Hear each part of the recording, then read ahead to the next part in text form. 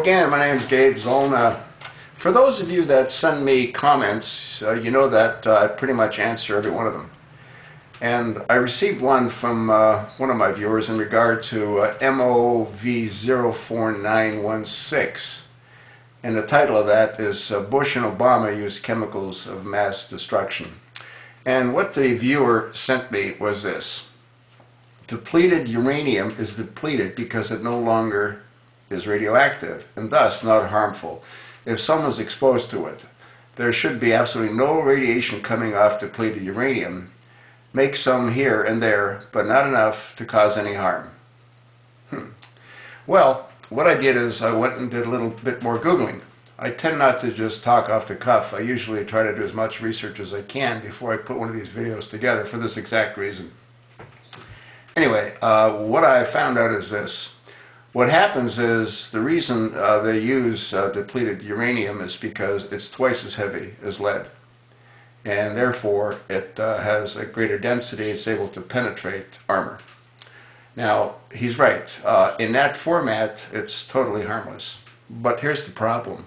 When it explodes, it turns into dust. There's little dust particles. And the dust particles have radioactive elements in them. And what tends to happen is that it gets blown by the wind. It ends up being in the groundwater. It ends up being in the air that people breathe. It ends up being in the food that they eat because it's in, again, the ground. So the life of DU, which is what it's termed, is 4.5 billion years. So the reality is, not only have we exposed the Iraqis and the Iranians and the Pakistanians and anybody else that these weapons have been shot in their country at, we've also exposed our military because they're there breathing the air. They're there eating the food, drinking the water.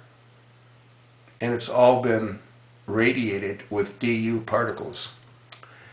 And I thanked him for his comments. Initially, I mentioned to him that I do the best that I can.